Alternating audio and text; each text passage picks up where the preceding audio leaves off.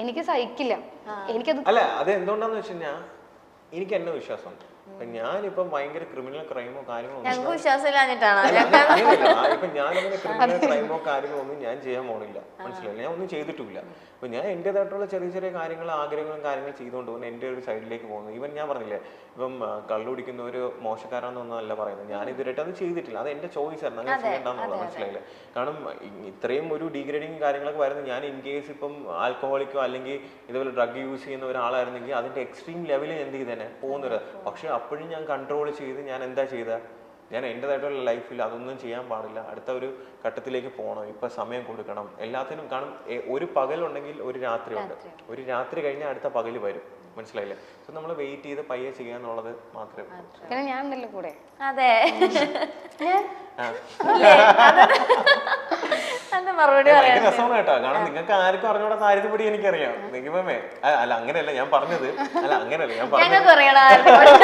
അല്ല ആളെങ്ങനെയാണെന്നറിയോ, ഇപ്പം ഭയങ്കര മെച്യൂർ ആയിട്ട്. സീരിയസ്ലി പറയാ, ചേട്ടൻ ഭയങ്കര ബ്ലെസ്ഡ് ആണ്. ഇപ്പൊ പുറത്തൊക്കെ ആണെങ്കിലും ഇപ്പൊ നമ്മള് എല്ലാവരും ഭാരതിയെ പറ്റി ഭയങ്കര നല്ല അഭിപ്രായങ്ങളൊക്കെ പറഞ്ഞും എല്ലാം കൊണ്ടൊക്കെ ഇങ്ങനെ കേട്ടിട്ടുള്ളൂ. അപ്പൊ എല്ലാം കൊണ്ടും ചേട്ടൻ ഭയങ്കര ബ്ലെസ്ഡ് ആയിട്ടാണ് എനിക്ക് തോന്നിയിട്ടുള്ളത്. അതാണ് എന്റെ അച്ചീവ്മെന്റ്. ഇപ്പൊ എല്ലാം കൊണ്ടും നമുക്ക് നല്ലത് കിട്ടുമെന്ന് പറയുന്നത് ഒരു ഭാഗ്യമല്ലേ. വെയിറ്റ് ചെയ്തതിന് റിസൾട്ട് ഉണ്ടല്ലോ. അതെ, കാരണം ഞാൻ പറഞ്ഞില്ലേ 25ാമത്തെ വയസ്സ് തൊട്ട് കല്യാണം കഴിക്കാൻ ആഗ്രഹിച്ച കുട്ടിയാണ്.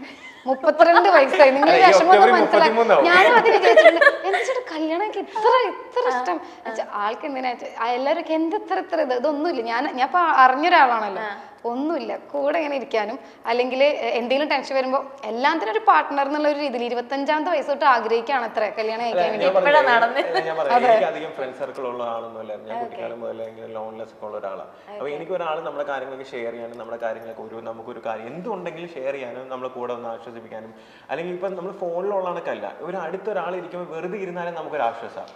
എന്താ ചെയ്യാൻ അറിയോ, ഞാൻ അടുത്ത് ഇരുന്നിട്ടുണ്ടെങ്കിൽ എന്താ വെച്ചാൽ അവിടെ കാർട്ടൂണിൽ കളിക്കായിരിക്കും, ഗെയിം കളിക്കായിരിക്കും, എന്തെങ്കിലും വീഡിയോസ് അടുത്ത് ജസ്റ്റ് അടുത്തൊന്നും ഇങ്ങനെ ഇരുന്നാൽ മതി. അപ്പൊ അതെന്ന് പറയുന്ന ഒരു ഫീലാണ്, മനസ്സിലായി. പലരും വിചാരിക്കും 2 മിനിറ്റ് എന്നെ കാണാണ്ടായോ പൊടി പൊടി പൊടി പൊടി, അതെനിക്ക് ഇഷ്ടട്ടോ. അതിനുവേണ്ടി എനിക്ക് പോകും. എന്റെ മൈൻഡ് എനിക്ക് അറ്റൻഷൻ കിട്ടില്ലെങ്കിൽ ഞാൻ പോവാന്ന് പറയും. അപ്പൊ അയ്യോ പോലെ പോലെ എവിടെ ഇരിക്കുന്നു പറയും. ഞാൻ ഭയങ്കര മെച്ചൂർ ആയിട്ടുള്ള ഒരു സൈഡ് ഉണ്ട്, ഭയങ്കര കുഞ്ഞുങ്ങളെ പോലെ ഉള്ള ഒരു സൈഡ്. അതാണ് ആ സൈഡാണ് ഞാൻ പറഞ്ഞത്. ആ സൈഡാണ് ഞാൻ പറഞ്ഞത്. നിങ്ങൾ ആരും കാണാത്തൊരു സൈഡ് ഞാൻ ഇതിനുണ്ട് കണ്ടിട്ടുണ്ടോ. ഇങ്ങനെ ഒരു സൈഡ് ഉണ്ടെന്ന് ഞങ്ങൾ അറിഞ്ഞല്ലോ. ഓക്കെ, ഇനി ഞാനൊരു ഫോട്ടോ കാണിക്കാം. From this to this. Okay, ഈ ഒരു ജേർണി എന്ന് പറയുമ്പോൾ ഇതിന്റെ താഴെ ഞാൻ ആ ഡിസ്ക്രിപ്ഷൻ മൊത്തം ഇങ്ങനെ വായിച്ചു. കുറെ ഫൈറ്റ്സ് ഉണ്ടായിരുന്നു, മിസ്അണ്ടർസ്റ്റാൻഡിങ് ഉണ്ടായിരുന്നു, സ്നേഹം ഉണ്ടായിരുന്നു, ഒരുപാട് കാര്യങ്ങൾ ഇങ്ങനെ എഴുതിയിട്ടുണ്ടായിരുന്നു. പക്ഷെ പിന്നെ ഈ സോഷ്യൽ മീഡിയയിൽ ഉണ്ടാവുന്ന കുറെ പ്രശ്നങ്ങളും അതൊരു വഴിക്ക് ഹാൻഡിൽ ചെയ്യുന്നു. പക്ഷേ അതല്ല 1 ഇയർ കഴിഞ്ഞല്ലോ. അപ്പൊ ഞാനൊരു പാട്ടൊക്കെ പാടിയിട്ടുണ്ടായിരുന്നു റോബിൻ ചേട്ടനെ വേണ്ടി, കണ്ടില്ല? ഓക്കെ, അപ്പൊ ആ സമയത്ത് റോബിൻ ചേട്ടൻ ചോദിച്ചു 1 ഇയർ ആവാറായില്ലേ, എന്താ തോന്നുന്നത്? ചേട്ടാ ഇപ്പൊ 1 ഇയർ ആയി, ഇനിയെങ്കിലും ഞാൻ ഒന്ന് ഭൂമിയിൽ നിൽക്കട്ടെ, കണ്ടെന്ന എയറിലായതാണ്. 1 ഇയർ ആയിട്ട് ഞാൻ അത് അപ്പൊ ആള് ഭയങ്കര സന്തോഷം, ചിരിയോ ചിരി. പക്ഷെ ഞാൻ ആലോചിക്കുന്നത് എന്താണെന്നറിയോ, ഒരു 1 ഇയർ ബാക്കിലോട്ട് നോക്കുമ്പോ എന്താ അവിടെ സംഭവിക്കണ്ടായിരുന്നത്? യുദ്ധക്കളായിരുന്നു.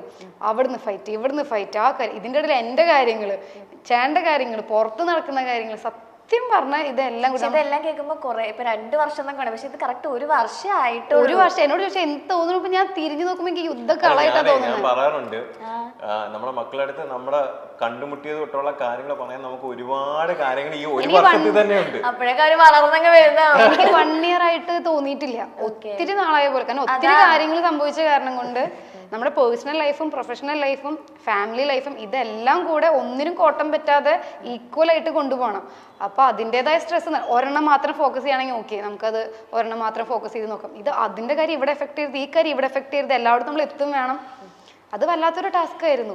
പിന്നെ ഞാൻ എൻ്റെ ലൈഫിൽ ഒത്തിരി സ്ട്രഗിൾ ചെയ്തിട്ടാ ഒരു പൊസിഷൻ വരെ എത്തിയത്. അപ്പം ഞാൻ വിചാരിച്ചത് ഇതിൽ കൂടുതൽ ഇനി ഒന്നും ഫേസ് ചെയ്യാനില്ല, ഇതിൽ കൂടുതൽ ഞാൻ അനുഭവിക്കാനില്ല എന്നാണ് ഞാൻ വിചാരിച്ചത്. റോബിൻ ചേട്ടൻ വന്നപ്പോഴാണ് കുറച്ചുകൂടി പലതരം ആളുകൾ ഉണ്ടെന്ന് മനസ്സിലായതും, അതുപോലെ ഇനി കഴിഞ്ഞിട്ടില്ല, ഇനി കിടക്കുന്നേ ഉള്ളൂ എന്നൊക്കെ എനിക്ക് മനസ്സിലായത്. ഇപ്പം ഞാൻ വിചാരിക്കണം ഓക്കെ, എക്സ്ട്രീം കണ്ടല്ലോ എല്ലാത്തിൻ്റെയും, ഇനി ഉണ്ടാവില്ല എന്നാണ് വിചാരിക്കുന്നത്. ഇനിയിപ്പോൾ ഇതെല്ലാം ഹാൻഡിൽ ചെയ്ത് യൂസ്ഡായി, അതുകൊണ്ട് ഇനി വലിയ രീതിയിൽ എഫക്ട് ചെയ്യാൻ തോന്നുന്നില്ല. അപ്പൊ ഞങ്ങളുടെ മുല്ലപ്പ് കഴിഞ്ഞു പോയി. അതേപോലെ ഇപ്പൊ എൻ്റെ ഇത് നോക്കുകയാണെന്നുണ്ടെങ്കിൽ ഫ്രം ദിസ് ടു ദിസ് വരെ എത്തിക്കുക എന്നുള്ളത് ഭയങ്കര ടാസ്ക് ആയിരുന്നു. അതേപോലെ ഇനി എൻഗേജ്മെന്റ് ടു മാരേജ് വരെ എന്ത് ചെയ്യണം, അടുത്ത ഫോട്ടോ ഇടുന്ന കഷ്ടപ്പെടണം, മനസ്സിലായില്ല? കാരണം അല്ല പലരും പറയുന്നത് എൻഗേജ്മെന്റ് അല്ലേ, ഞാൻ കമന്റ്സ് റാൻഡമായിട്ട് പലരും പറയും എൻഗേജ്മെന്റ് അല്ലേ കഴിഞ്ഞിട്ടുള്ളൂ അവര്. കാരണം പിരിയുന്നു പറഞ്ഞാൽ ഞാൻ നോക്കി ഒരു 10-15 വീഡിയോസ് എന്ത് ചെയ്തിരിക്കുന്നത് ആൾക്കാർ. ആദ്യത്തെ പൊടിയും റോബിന് പിരിഞ്ഞു. എനിക്ക് ലാസ്റ്റ് വന്ന മെൻഷൻ എന്താണെന്നറിയോ, നീ റോബിനെ കല്യാണം കഴിച്ച നീയും നിന്റെ കുടുംബവും മരിക്കും. അതിന്റെ സ്ക്രീൻഷോട്ട് അയച്ചു ഞാൻ കാണിച്ചു. ഇത്രയും ടോക്സിക് ആരാന്ന് ഞാൻ സത്യം പറഞ്ഞ ആലോചിക്കണത്. അത് എന്തിന് പാർവതി ചിന്തിച്ചിട്ടുണ്ടോ എന്തിനാണ് ഇത്രയും ഫ്രസ്ട്രേഷൻ ആൾക്കാർക്ക്? എല്ലാരും ചിന്തിച്ചിട്ടുണ്ടാവും. ആണല്ലേ? അല്ല പിന്നെ എനിക്ക് പറയാനുള്ള ഒരു കാര്യം, ഒരാളിനെ വ്യക്തിപരമായിട്ട് ഒരാൾക്ക് അറിയാമെങ്കിൽ മാത്രമേ അയാളെ പറ്റി ഒരു അഭിപ്രായം എന്ത് ചെയ്യാൻ പറ്റൂ, പറയാൻ പറ്റൂ. റോബിൻ ചേട്ടന് വെറുതെ ഇരിക്കുന്ന സമയം ഉണ്ടെങ്കിൽ ഷോപ്പിലേക്ക് പോയത്, അവിടെ ഇഷ്ടംപോലെ പണിയുണ്ട്. ഞാൻ പോറുണ്ട്, പിന്നെ അപ്ഡേറ്റ്സ് എല്ലാം എടുക്കാറുണ്ട്. കാരണം ഞാൻ പറഞ്ഞില്ലേ ഇപ്പൊ പലർക്കും അത് അറിയത്തില്ല. കാരണം ഇവളുടെ ബിസിനസിന്റെ കാര്യത്തിന് ഞാൻ ആക്ച്വലി എനിക്ക് ഇഷ്ടമാണ്. കാരണം ഇവരുടെ കൂടെ യാത്ര ചെയ്യാൻ നമ്മൾ പറഞ്ഞില്ല നേരത്തെ, ഭായിമാരുടെ സ്ഥലത്ത് യാത്രയൊക്കെ നമ്മൾ എന്ത് ചെയ്യാറുണ്ട്, പല പല സ്ഥലത്ത് പോയി ഓരോ സംഭവം. എനിക്കിപ്പോ ഭായിമാരെ പേരൊക്കെ ഞാൻ പറയുന്നില്ല, പ്രൊമോഷൻ കൊടുക്കണം. അപ്പൊ തമിഴും ഹിന്ദിയും സംസാരിക്കും. അപ്പം അങ്ങനെയുള്ള പല സ്ഥലത്തും പോകാറുണ്ട്. ഇപ്പം ഈ ഒരു എന്താ പറയാ ബൊട്ടീക്കിന്റെ സംഭവം ആണെങ്കിൽ കൂടെ ഇത് എന്താ പറയാ അതിന്റെ ഇന്റീരിയേഴ്സ് ചെയ്യാൻ വേണ്ടിയും ഞാൻ എന്ത് ചെയ്തിട്ടുണ്ട്, കുറച്ച് ആൾക്കാരെയൊക്കെ അറേഞ്ച് ചെയ്തിട്ടുണ്ട്. അതിന്റെ കൺസെപ്റ്റും കാര്യങ്ങളെല്ലാം പുള്ളിക്കാരി തന്നെയാണ്, പുള്ളിക്കാരി ആഗ്രഹിച്ച രീതിയിലൊക്കെ എന്ത് ചെയ്യുന്നുണ്ട്. കാരണം എന്റെ കുറച്ച് ആൾക്കാരെ വെച്ച് ചെയ്യിപ്പിക്കാന്ന് പറഞ്ഞപ്പോ റോബിൻ ചേട്ടൻ പറഞ്ഞു വേണ്ട, റോബിൻ ചേട്ടൻ അറിയണ ആൾക്കാരുണ്ട്. അപ്പൊ എനിക്കൊരു ബഡ്ജറ്റ് ഉണ്ടായിരുന്നു. എനിക്കിപ്പോ ഞാൻ സ്വന്തമായി ചെയ്യണതാ. അപ്പൊ എനിക്ക് ലിമിറ്റഡ് ആയിട്ടുള്ള ഒരു ബഡ്ജറ്റേ ഉള്ളൂ. അപ്പൊ എനിക്ക് ഈ ബഡ്ജറ്റിൽ ചെയ്യാൻ പറ്റുന്ന ഒരാൾ വേണം എന്ന് പറഞ്ഞു. എല്ലാം ഞാൻ തന്നെ ചെയ്തത്. ഹെൽപ്പ് ചെയ്യണമെന്ന് ചോദിച്ചാലും പുള്ളിക്കാരിക്ക് വേണ്ട, മനസ്സിലായില്ല? അതൊന്നും പുള്ളിക്കാരി അങ്ങനെയല്ല. എനിക്ക് ഇത് മാത്രം, ഇതൊന്നും എനിക്ക് കംപ്ലീറ്റ് ഓൺ ദ വേ ഞാൻ പറഞ്ഞു മനസ്സിലായി. നമ്മള് ചെറിയ അങ്ങനെയാണെങ്കിൽ എനിക്ക് ഏറ്റവും ഹൈപ്പ് ഡോക്ടർ വന്ന സമയത്ത് അത്രയും ഹൈപ്പുള്ള സമയത്ത് ഓടിപ്പോയിട്ട് കല്യാണം കഴിച്ചിരുന്നു. ഇതൊക്കെ എനിക്ക് സിമ്പിൾ ആയിട്ട് ചെയ്യാൻ പറ്റും. മീൻസ് അത്രയും ഹൈപ്പിൽ നിൽക്കും. നമ്മൾ തൊട്ടതിനൊക്കെ മില്യൺ വ്യൂസ് പോണ ഒരു സമയം ഉണ്ടായിരുന്നു. ആ സമയത്ത് പോലും ഞാൻ അത് ഓവറായിട്ട് എന്റർടൈൻ ചെയ്തിട്ടില്ല. ആ സമയത്ത് വെച്ചാണെങ്കിൽ ഇതിൽ നമുക്ക് കിട്ടും. പക്ഷെ എനിക്കിതൊരു ആഗ്രഹമാണ്, എനിക്ക് തന്നെ ഇത് ചെയ്തൊന്ന് കംപ്ലീറ്റ് ആക്കണം എന്നുള്ളത്. പക്ഷെ റോബിൻ ചേട്ടൻ അതിന് വേണ്ടിയിട്ട് എനിക്ക് ആൾക്കാരെ കൊണ്ടുവന്ന് തന്നു. അപ്പം ഞാനത് നോക്കി. എനിക്ക് എൻ്റെ ഈ കഴിഞ്ഞ August 15th 4th ആനിവേഴ്സറി ആയിരുന്നു. അന്ന് എനിക്ക് ചെയ്യണമെന്നായിരുന്നു ആഗ്രഹം. പക്ഷെ അതൊരു വേറൊരു ഇന്റീരിയറിന്റെ ആൾക്ക് കൊടുത്തിട്ട് ലാസ്റ്റ് മൊമെന്റിൽ ആൾക്ക് ഹെൽത്ത് ഇഷ്യൂസ് ഒക്കെ വന്നിട്ട് അന്നത് നടന്നില്ല. കരച്ചിലോ റോബിൻ ചേട്ടൻ ഒന്നാണ് എന്റെ വേറൊരു കരഞ്ഞ് റോബിൻ ചേട്ടൻ എന്റെ ഫ്രണ്ട് ആണല്ലോ എന്നൊക്കെ. റോബിൻ ചേട്ടന്റെ ഫ്രണ്ട് ആയിരുന്നു അതും. അപ്പൊ റോബിൻ ചേട്ടൻ ഇങ്ങനെ പൊടി ഞാൻ കാരണമാണോ കരഞ്ഞിട്ട് ഈ മറ്റേ കൺമഷിയാ കരി ഉണ്ടല്ലോ, കരി മൊത്തം ഇങ്ങനെ വന്നിരിക്കുക എന്നിട്ട് അച്ഛൻ പറയാണ്, അവളെ അച്ഛൻ കണ്ണീർ ഇല്ല അച്ഛാ എന്റെ മേക്കപ്പ് പോകുന്നു. കണ്ണീർ മൊത്തം ഇങ്ങനെ രണ്ട് സൈഡിലും വന്നിരിക്കുക, ഇത് കരി മൊത്തം വന്നിരിക്കുക, മേക്കപ്പ് പോകുന്നു. അതല്ല, അതെന്തൊക്കെയായിരുന്നു അറിയോ, ഞാൻ ഒത്തിരി സ്വപ്നം, എനിക്ക് ചില ഞാൻ നല്ലോണം ആഗ്രഹിച്ച് എനിക്കത് കിട്ടും. അതപ്പോ ഞാൻ ഇമാജിൻ ചെയ്യും അത് ഓക്കെ ഇങ്ങനെ. അപ്പോ August 15th ഞാൻ എന്റെ 4th ആനിവേഴ്സറിക്ക് ഞാൻ എക്സ്പെക്ട് ചെയ്യണത് എന്താണെന്ന് വെച്ചിട്ടുണ്ടെങ്കിൽ, ഞാൻ ആ പ്ലെയിൻ ആയിട്ടുള്ള ഒരു വീടാണ് ഞാൻ എടുത്തത്. ആ വീട്ടിൽ എല്ലാ റൂമിലും ഇങ്ങനെ നടക്കുന്ന ഒരു വീഡിയോ എടുത്തിട്ടുണ്ട്. അപ്പോൾ നെക്സ്റ്റ് അത് മേക്ക് ഓവർ ആയി കഴിഞ്ഞിട്ട് ഉള്ള ആ വീഡിയോ ഇതും കൂടിയിട്ട് 4th ആനിവേഴ്സറിക്ക് എൻ്റെ ബ്രാൻഡിന്റെ നെക്സ്റ്റ് സ്റ്റേജ് വീഡിയോ ഇടുക. അത് പക്ഷെ കർക്കിടക മാസത്തായിരുന്നു. നമ്മള് ചിങ്ങത്തിലാണ് എല്ലാം ചെയ്യണത് നല്ലത്. അപ്പൊ ചിങ്ങം 1-ാം തീയതി, അതായത് August 15th ആയിട്ട് 2 ദിവസം കഴിഞ്ഞ ചിങ്ങം 1 അന്ന് ഓപ്പൺ ചെയ്യാന്നാ വിചാരിച്ചത്. ഈ ആദ്യം കൊടുത്ത ചേട്ടന് ഹെൽത്ത് ഇഷ്യൂസ് വന്നിട്ട് 2 ദിവസം മുമ്പാണ് പറഞ്ഞത് കംപ്ലീറ്റ് ആവില്ല എന്ന്. അപ്പൊ അതുവരെ ഞാൻ സ്വപ്നം കാണണം ഇതൊക്കെ ചെയ്യണത്. പിന്നെ അത് നടക്കില്ല എന്ന് പറഞ്ഞാൽ എനിക്ക് സങ്കടം വരില്ലേ. അപ്പൊ അവിടെ അത്രയും കുറെ പണിക്കാരും കാര്യങ്ങളും അതൊന്നും ഞാൻ നോക്കില്ല. റോട്ടിലൊക്കെ ഇറങ്ങി നടന്ന് കരയായിരുന്നു. എനിക്ക് പറ്റില്ല, എനിക്ക് ചെയ്തേ പറ്റൂ എന്നൊക്കെ പറഞ്ഞിട്ട്. പക്ഷെ അത് അൺഫോർച്ചുനേറ്റ്ലി അത് എനിക്ക് കംപ്ലീറ്റ് ചെയ്യാൻ പറ്റിയില്ല. അപ്പൊ എനിക്ക് ഈ ഒരു മന്ത് എൻഡിലെങ്കിലും കംപ്ലീറ്റ് ചെയ്യാം. അപ്പത്തേക്കും റോബിൻ ചേട്ടൻ അടുത്താളെ കണ്ടുപിടിച്ച് കൊണ്ടുവന്നു. പൊടി ഇത് അടിപൊളിയാളാണ്. അത് പിന്നെ ഓൾറെഡി നമുക്കറിയാം അടിപൊളിയായിട്ടുള്ള ചേട്ടൻ. പക്ഷെ എനിക്ക് അന്ന് അത്രയും ബഡ്ജറ്റ് ഉണ്ടായിരുന്നില്ല. അതുകൊണ്ടാണ് ഞാൻ കുറച്ചുകൂടി മാക്സിമം, കാരണം എല്ലാത്തിലും നമുക്ക് വേണ്ടേ, അപ്പോൾ ഇൻവെസ്റ്റ് ചെയ്യണമല്ലോ. മീൻസ് കുറച്ച് സ്റ്റോക്ക് പർച്ചേസ് ചെയ്യണം, ഇന്റീരിയർ ചെയ്യണം, അങ്ങനെ പിന്നെ നമുക്ക് വീടെടുത്ത് അഡ്വാൻസ് ഇന്റീരിയർ ചെയ്ത ആളാണ്, ചെയ്ത കാര്യങ്ങളൊക്കെ നല്ലോണം ചെയ്തിട്ടുണ്ട്. പാവം ചേട്ടനാണ്. ഹെൽത്ത് ഇഷ്യൂസ് വരുമ്പോഴത്തേക്ക് പിന്നെ എന്താന്ന് വെച്ചാൽ ഈ അതാ പറയാം, ഹെൽത്തിന് അത്രയും പ്രാധാന്യമുള്ളത്. ചിലർക്ക് അതെന്താന്ന് വെച്ചാൽ അത്രയും ആ ഒരു ഡേയും അത്രയും പ്രാധാന്യമുള്ള ഒരു ഡേ ആയിരിക്കും. അതാണ് പുള്ളിക്കാരി അത് പെട്ടെന്ന് കാര്യം. എനിക്കത് ഞാനാണെങ്കിൽ എല്ലാം ഇമോഷണലിയാണ് ഞാൻ എടുക്കുക. ഇപ്പൊ കണക്ഷൻ ആണെങ്കിൽ പോലും ഒരാളായിട്ട് കണക്ഷൻ വെക്കുമ്പോൾ ഇമോഷണലി ഭയങ്കര കണക്ഷൻ ആയിരിക്കും. പിന്നെ അവർക്ക് വേണ്ടി എന്തും ചെയ്യാം എന്നുള്ളൊരു രീതിയിലായിരിക്കും. അതേപോലെ എന്തെങ്കിലും ഹേർട്ട് ആവുകയാണെങ്കിൽ ഇമോഷണലി ആയിരിക്കും. ഒരു 10 മിനിറ്റ് കഴിഞ്ഞാൽ പിന്നെ കൺട്രോൾ ചെയ്യാൻ പറ്റൂല. ആള് സംസാരിച്ചു ഇനി കുറച്ചുകൂടെ ഇരുന്ന് കഴിഞ്ഞാൽ ഇവിടെ രഹസ്യങ്ങളെല്ലാം വിളിച്ച് പറയും കേട്ടോ. അല്ല ഞാൻ പറഞ്ഞു വന്നത് എന്താന്ന് വെച്ചിട്ടുണ്ടെങ്കിൽ ഞാൻ ആഗ്രഹിച്ച സമയത്ത് അത് ചെയ്യാൻ പറ്റിയില്ല. പക്ഷേ ഈ മന്ത് എൻഡിൽ എനിക്കത് സ്റ്റാർട്ട് ചെയ്യാൻ പറ്റും. അതെനിക്ക് ഭയങ്കര വിഷമമായി. പക്ഷെ എന്നാലും ചില കാര്യങ്ങൾ ചിലപ്പോൾ കുറച്ചുകൂടി നല്ലതാവാൻ വേണ്ടിയിട്ടായിരിക്കും. അതോടനെ നമ്മുടെ ഇന്റർവ്യൂ കഴിഞ്ഞ അയ്യോ അല്ല, ഞാൻ ഇതിനെ അപ്രീഷിയേറ്റ് ചെയ്തതാ.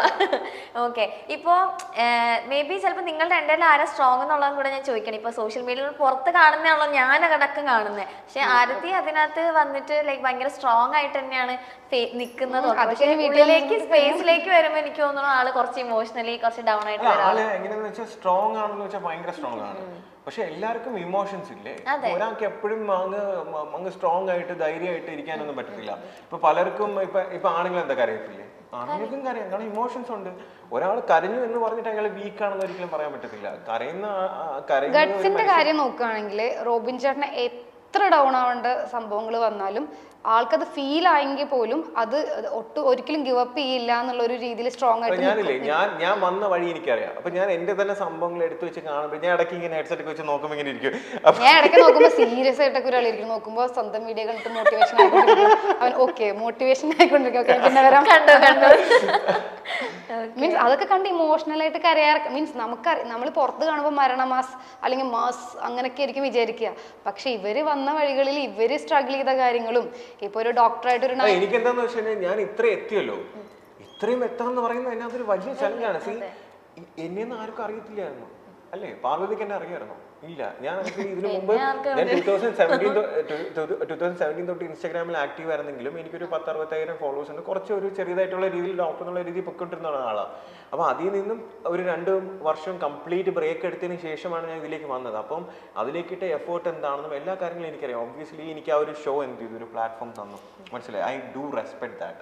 പക്ഷേ ചില കാര്യങ്ങളിൽ എനിക്ക് എന്താ പറയുക, വ്യക്തിപരമായിട്ട് എനിക്കതിൽ യോജിക്കാൻ പറ്റാത്ത കാര്യങ്ങളുണ്ട്. ആ കാര്യങ്ങളിൽ എൻ്റെ നിലപാടുകളിൽ ഞാൻ ഇപ്പോഴും ഉറച്ചു നിൽക്കുന്നു. പക്ഷെ എന്നിരുന്നാലും ഓക്കെ എന്താ പറയാൻ വന്ന എന്നിരുന്നാലും ഓക്കെ ഞാൻ എന്താ പറയാൻ വന്ന റെസ്പെക്ട് ചെയ്യുന്നു. പക്ഷെ എന്നാലും ചില കാര്യങ്ങളോട് താല്പര്യമില്ല. ഞാൻ പറയാൻ വന്നത് എന്താണെന്നറിയോ, എനിക്ക് പാർവതിയുടെ അടുത്ത് ചെറിയൊരു ദേഷ്യം ഉണ്ടായിരുന്നു. അയ്യോ ഞാൻ പറഞ്ഞില്ലേ കുറച്ചേരം ഇട്ട് കഴിഞ്ഞാൽ എല്ലാം പറയും. അങ്ങനെയല്ല, അങ്ങനത്തെ ദേഷ്യമില്ല. നല്ല അത് കട്ട് ചെയ്യണോ? പറഞ്ഞോ റോബിൻ ചേട്ടൻ ഞാൻ പറയാം. റോബിൻ ചേട്ടൻ എഡിറ്റഡ് ആണെന്നല്ലേ പറഞ്ഞത്, പിന്നെ എന്തിനാ സ്ക്രിപ്റ്റഡ് ആണെന്ന് ഇങ്ങനെ കുറെ പേര് പറയുന്നുണ്ടായിരുന്നേ. അപ്പൊ ഇങ്ങനെ ഡോക്ടർ റോബിൻ സ്ക്രിപ്റ്റഡ് ആണ് ബിഗ് ബോസ് എന്ന് പറഞ്ഞിരുന്നു. ഞാനത് എഡിറ്റഡ് എന്ന് പറഞ്ഞത്, സ്ക്രിപ്റ്റഡ് എന്ന് പറഞ്ഞിട്ടില്ല, എഡിറ്റഡ് എന്ന് പറഞ്ഞു. മനസ്സിലായില്ലേ? അപ്പൊ അത് പലരും അതൊരു മിസ്അണ്ടർസ്റ്റാൻഡിങ്. പലരും അത് സ്ക്രിപ്റ്റഡ് ആക്കി മാറ്റി. മനസ്സിലായില്ല? ഞാൻ ഇപ്പോഴും പറയുന്നത് എഡിറ്റഡ് എന്നാണ് ഞാൻ പറഞ്ഞത്, സ്ക്രിപ്റ്റഡ് എന്ന് പറഞ്ഞിട്ടില്ല. അപ്പൊ എന്നെ സംബന്ധിച്ച് പാർവതിനെയൊക്കെ നമുക്ക് ഇഷ്ടമുള്ള ഒരാളാണ്. അപ്പം പാർവതി അത് പോയിട്ട് പെട്ടെന്ന് ആൾക്കാരോട് ചോദിക്കുമ്പോൾ സ്ക്രിപ്റ്റഡ് എന്ന് പറഞ്ഞതിനെ പറ്റി എന്താണെന്ന് ചോദിക്കുമ്പോൾ ഒബ്വിയസ്ലി നമ്മൾ ഇഷ്ടപ്പെടുന്ന ഒരാൾ അങ്ങനെ പറയുമ്പോൾ നമുക്ക് ഇഷ്ടമുള്ള എനിക്കാണെങ്കിൽ ഭയങ്കര ഇഷ്ടമാണ്, ഇപ്പോഴും ഇഷ്ടമാണ്. പക്ഷെ ആ കുറെ പേര് വിളിച്ചപ്പോ എന്തിനീ കൊച്ചു ഇങ്ങനെ പറയണത്, അതെന്ന് നമ്മളത് കറക്റ്റ് കേട്ടിട്ട് പറയാൻ കറക്റ്റ് അതിൽ പറയുന്നുണ്ട്, എഡിറ്റഡ് തന്നെയാണ് പറയണത്. പിന്നെ എന്തിനാ അങ്ങനെ വളച്ചൊടിച്ചത് എന്നൊക്കെ ഞാൻ വിചാരിച്ചു. പിന്നെ വിചാരിച്ചു ചിലപ്പോ ഷോയുടെ പാർട്ടായിരിക്കും, എനിക്കറിയില്ല. അയ്യോ നോ ഇഷ്യൂസ്, അതൊന്നുമില്ല. ഞാൻ ചോദിച്ചത് അതെന്തിനാ, ഇത് കട്ട് ചെയ്ത് കളയണേ.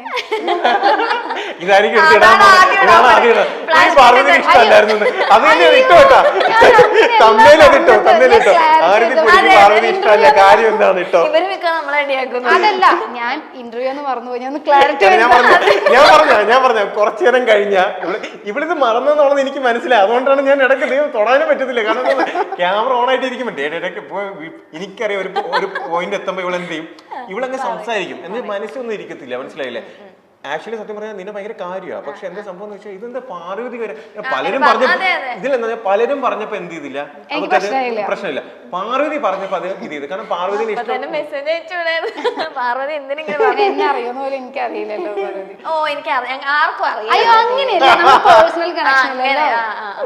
അത് ഞാൻ കേട്ടതിന്റെ കുഴപ്പമായിരിക്കും, സോറി. ഏറെ നാളത്തെ പ്രണയത്തിന് ശേഷമാണ് ഇരുവരും വിവാഹിതരാകുന്നത്. അഭിമുഖം എടുക്കാൻ എത്തിയപ്പോഴാണ് ആരതി ആദ്യമായി റോബിനെ കാണുന്നത്. വിവാഹ സമ്മാനമായി പിതാവ് ആരതിക്ക് നൽകിയത് ആഡംബര കാറാണ്.